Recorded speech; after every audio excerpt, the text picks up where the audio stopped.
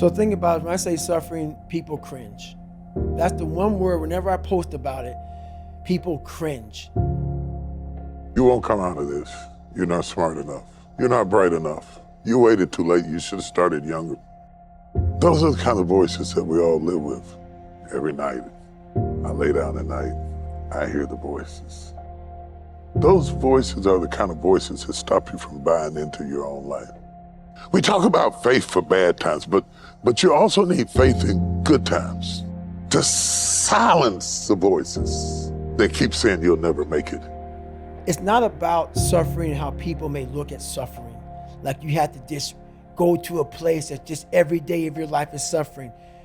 You have to tap into suffering every day of your life because we have so much scarring that we have to clean up. You have to look at suffering as almost like I look at failure. To succeed, you must fail. In failure and in suffering, all the answers are in there. All the answers to all the test questions. The test is your life. All the answers are in there. You don't have to live in suffering and pain and failure all the time. You have to learn, I need to visit it. Like people hate working out. You're only gonna visit working out maybe an hour a day. 23 other hours of the day, you're not in it.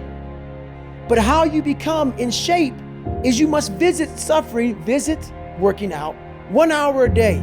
Visit suffering 1 hour a day. Visit your past failures 1 hour a day. The relationship with it is the answers are in there. Go in there, go into the suffering, go into the pain of your life and say, why did this suck for me so bad? Why am I afraid of all this stuff? Why have I shut down the whole world?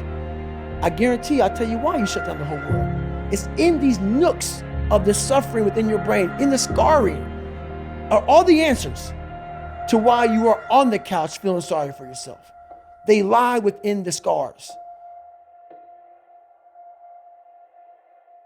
Visit them for at least an hour a day, study them, and then you'll find out more about yourself. You will then grow. So don't look at it as every day I suffer. Go into it an hour a day. Learn from yourself, learn from life, learn from your failures, learn from your insecurities, learn from your self-doubt. Don't just say, I'm afraid to jump off an airplane. What makes you afraid of it? Study it. That's why I studied my mind, why I became so powerful in the mind, because I realized I was weak. So instead of running away from the mind, I dove into it and said, what is making me weak? Oh, this makes sense. I came from hell. I came from a place that beat me down to nothing, which is why I'm afraid. All this makes sense. So systematically, one by one, I went back and met every single person in my mind, every situation. I went one-on-one with them again in my mind. I said, okay, let's now revisit this. And that's how you do it. And that's how it works.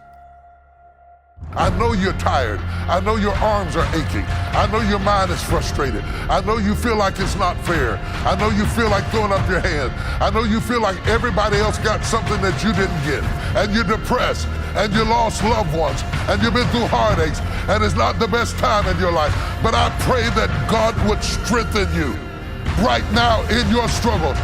You should take pride in wanting to quit and not quitting. Hey, shit's really hard right now, dude. You're really struggling right now. But here's the thing.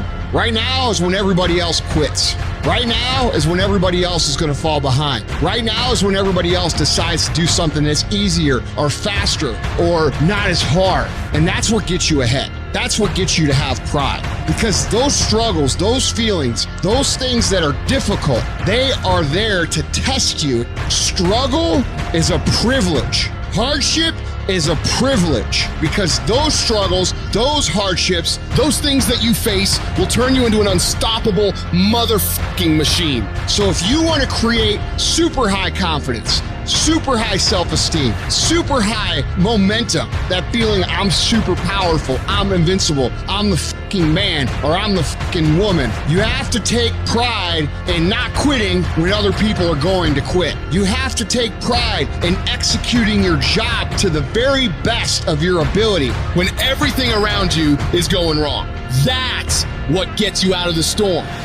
Because you're going to have sometimes low moments when you won't want to get out of bed. You just want to stay there. There are times you won't want to come out the house. There are times you'll be feeling bad and don't know why. What's wrong? I don't know. Just leave me alone. Every trial that comes up doesn't go away. Every weakness doesn't go away. Every proclivity doesn't go away. There are some things that God will leave you in the middle of it and let you struggle. And when you discipline your emotions, when you tell yourself, I'm in charge here, I set the course for my life, these storms that I face, they do not have power over me. When you declare that to yourself, the limits for you become non-existent. Whatever the devil is threatening you with, tell him I can do it. All hell might be breaking loose in your life, but tell him I can do it. This pain, this conflict, this tragedy, this tribulation is the test. Don't fail it. Stay strong. Don't ever quit. I can do it. I can do it.